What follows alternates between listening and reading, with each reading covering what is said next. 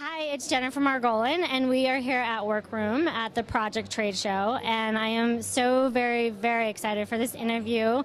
We're standing here with Sean, who is the founder of Falling Whistles. Thanks for having us. Thanks for being here. I'm really glad you guys are here. Oh, of course. I'm so psyched. Good. So anyways, we are going to jump right into it, and I want you to give our viewers kind of the 3-minute overview, what Falling Whistles is, what's the philosophy behind it, just the backstory. I mean, we try and keep it really simple, right? What we want people to do is to be whistleblowers for peace. And so we sell these whistles, and we use the money to partner with local groups inside the war in Congo to rehabilitate children and women, and then advocate for the end of the war. And the idea is that, you're going to wear it, and you're going to go out, and people are going to ask you about it, and you get the chance to speak up for peace. We're really working to form a global coalition of people around the world who want to see an end to the deadliest war of our time.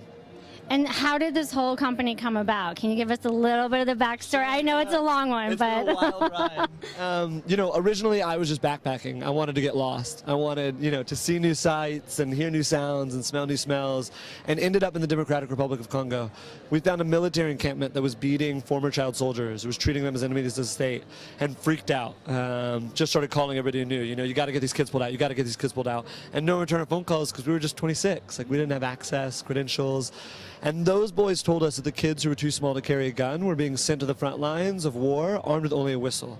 They're being sent out as human shields. The idea is that they would use the whistle to scare away the enemy, and then failing that, they were supposed to receive the bullets with their bodies, and in falling, create a blockade for other soldiers to hide behind. So, we ended up exposing the encampment to UN. Kids got pulled out. It was a pretty intense day, definitely more intense than any day I'd had. Went home that night, wrote a blog called Falling Whistles, through tears, screaming at the moon, sent it out to friends and family. They forwarded it around the world, and I woke up the next day to hundreds and hundreds of messages saying, what do we do? How do we help? Why is this happening? And it was like, I have no idea, right? I just got here. I mean, we know nothing. And the reality is we've been trying to answer their questions ever since.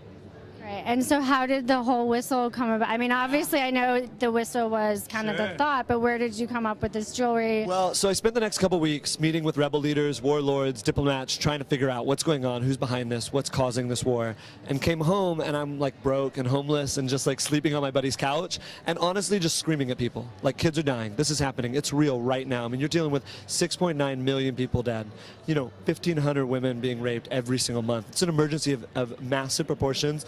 And so I'm just yelling, and eventually people stop inviting you back. I mean, it's kind of like, who wants to hang out with that guy? And so my best buddy, Marcus, he came to me one night with an old vintage whistle he bought off eBay. He put it around my neck, and he said, no matter where you go, keep those boys alive in your heart. Keep them at the forefront of this fight. And all of a sudden, I could go to parties, and I didn't have to yell at anyone, because everywhere we'd go, people would ask, what's the whistle? And we got to speak up in a way that made sense. Started saying, make their weapon your voice, be a whistleblower for peace, and just hawking whistles out of our pockets. And then it was just this crazy explosion of young energy. I mean, with our first $150, my buddy Dave hitchhiked from Austin to New York City. Through 40 cities for 4 months, he stopped in living rooms and just said, we don't have all the answers. Millions of people are dying. We're not going to be quiet till we see it change. Join us. 3 college kids rode their bikes from Florida to San Diego, stopping at every city saying the same things. We had 8 interns come from all over North America, sleep in bunk beds and work out of our garage for free on desks we got out of dumpsters. I mean, just demanding more. And that's where it came from. It was from the us's. We literally started with $5, 10, selling whistles and finding ways to channel that money into local leaders so they could rebuild their communities. And it's been this wild, wild ride since then. So tell us what you're doing here at Workshop and at Project. I know you have your Project whistle. Give us a little background. We have a special Project whistle. I mean, Project has been amazing to us. I met Andrew, the president of Project, and they have just embraced us and loved us and really said, what you guys are doing is extremely important. The world needs to know that peace in Congo is possible, and we need to unite around this. And so they've connected us with retailers all over the country who have become our partners in peace, who are out as our mouthpieces, educating their communities about what's happening and what we can do together. So Project invited us. It was really just a corner of storage. They said, if you can do something with it, go for it. And it was like, well, then we're going to build a Trojan horse. We're going to come into this place that, I mean, we love fashion, but we're a campaign for peace in Congo. We get to come in here, though, and educate the fashion community about what's happening and how they can be a part of solutions. You know, we've made a newspaper, we've got this museum, and it's been an amazing experience. I mean, people have just looked us in the eyes and said, we're with you. As long as this takes, we're with you. We need peace.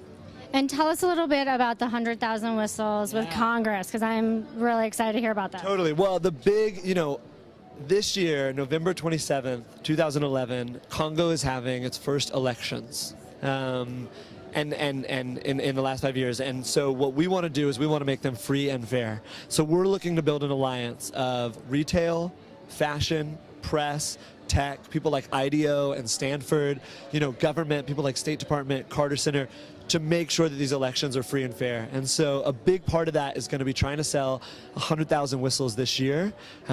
We think we can do it, especially with our retailers behind us. We want to sell 100,000 whistles this year, and we want every person who's wearing that whistle to be a mouthpiece for free and fair elections in Congo. Let's do it. Let's change the game and allow the developing world to rise, to have their voice heard in halls of power, to do what we take for granted every 4 years, right? And so that's this year. It's all gearing up. November 27th, 2011, free and fair elections in Congo. And where can people find these whistles besides retailers, but where can they get more information and see the story? Because I know there's a lot more to this story than the Cliff Notes we did. There's a lot more going on. Fallingwhistles.com. There's two things I'd really like for people to do. The first is I'd love for people to read the story. This is the original journal I wrote that night, just like screaming at the moon. I think it's honest, and I think people will understand who we are and why we're doing what we're doing. Love that. The second thing is we have a short film called Peace is the New Frontier, and it explains our whole strategy for ending the war and why you and I and the us's are so important and why we're vital to this. And so Peace is the New Frontier, watch it. You can watch it on YouTube, watch it on our site, under the media page. I think it's really worth your 7 minutes, and you'll understand the whole thing very deeply. Thank you so much. I mean, this has been amazing having you taking us through here. Good. Obviously, as I walked in, I was crying. It's such an emotional thing for me, but I'm so honored to be here, and I'm so grateful for what you're doing and your company's doing, and it's amazing. Thank you. I mean, I'll say this just to, and you know, we've stumbled before we could stand almost every time, right? You're dealing with a complicated problem. We're a bunch of young people who are totally dedicated to solving it.